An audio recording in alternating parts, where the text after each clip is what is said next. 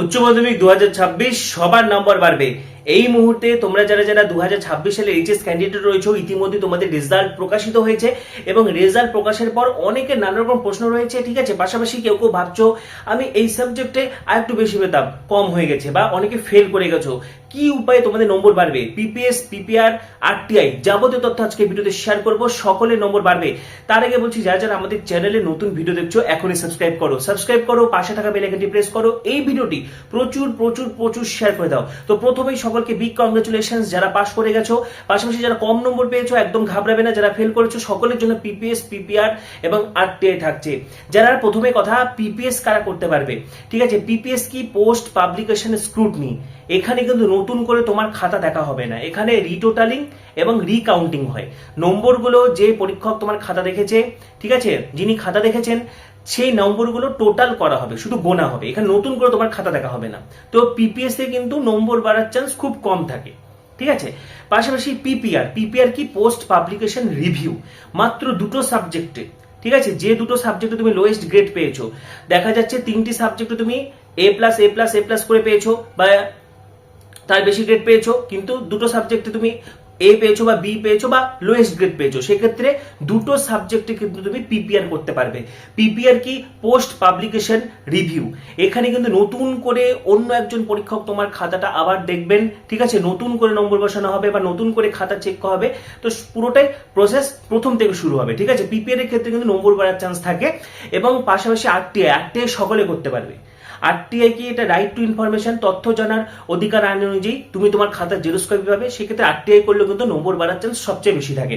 কিন্তু যারা আরটিআই করবে তারা পিপিএস এবং পিপিআর এ অ্যাপ্লাই করতে পারবে না, তোমরা সরাসরি আরটিআই করতে পারবে, ঠিক আছে। 10 টাকার কোড ফি স্ট্যাম্প বা যে কোনো উকিলের সাহায্য নিয়ে তোমরা আরটিআই করতে পারো, বা নিজেও অ্যাপ্লিকেশন করে কিন্তু আরটিআই করা যায়, 10 টাকার কোড ফি স্ট্যাম্প লাগে। তো সেক্ষেত্রে তুমি তোমার কিন্তু খাতার জেরক্স কপি পেয়ে যাচ্ছ।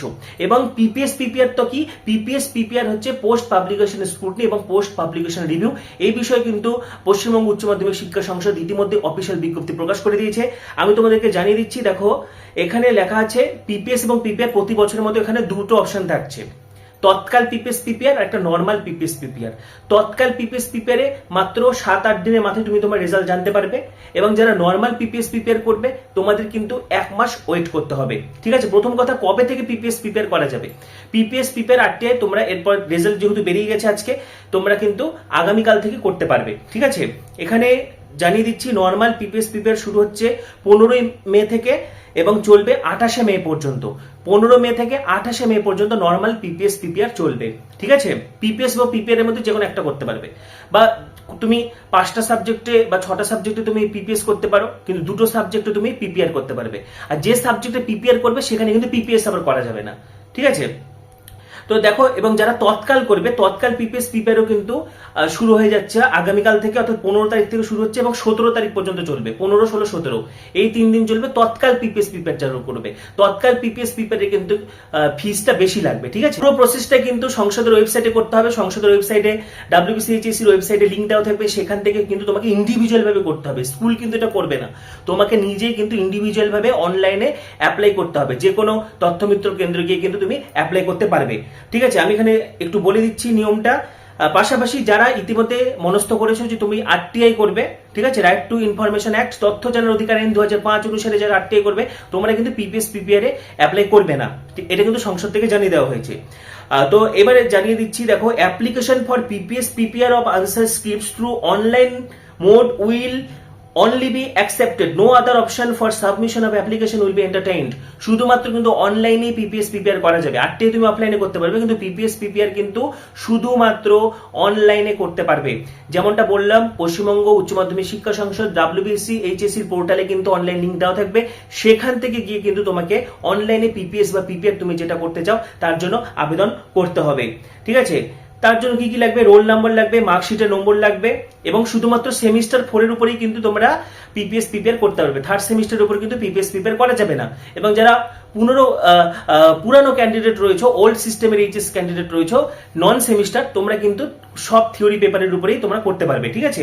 এবং এই ক্ষেত্রে আরেকটা জানিয়ে রাখি, যারা নর্মাল পিপিএস করবে নর্মাল পিপিএস এর জন্য 150 টাকা লাগবে এবং নর্মাল পিপিআর করতে গেলে 200 টাকা লাগবে পার সাবজেক্ট, ঠিক আছে।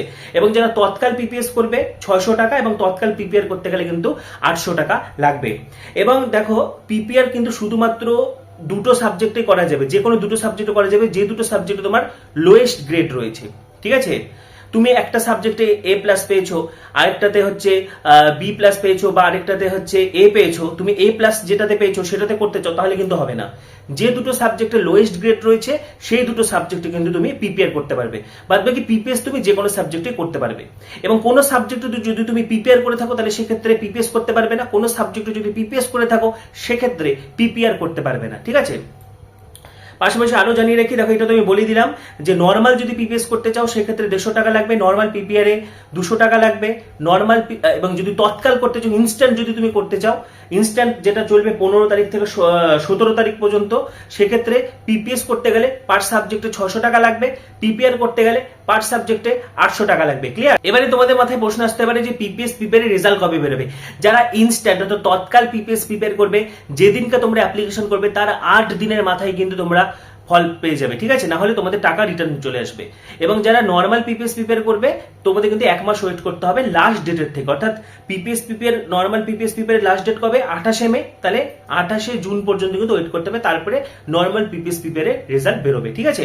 তো একদম ঘাবড়াবে না। এই ভিডিওতে যাদের যাদের নম্বর কম এসেছে, কিভাবে নম্বর বাড়তে পারে, যদি তুমি কনফিডেন্স থাকো সেক্ষেত্রে তুমি কিন্তু পিপিএস প্রিপেয়ার 8 এগুলো করতে পারো অবশ্যই, কিন্তু নম্বর কমার চান্স খুব কম, বাড়লে নম্বর বাড়বে, না হলে বাড়বে না, ঠিক আছে। তোমাদের আরো কিছু জানা থাকলে কমেন্টে অবশ্যই জানাবে।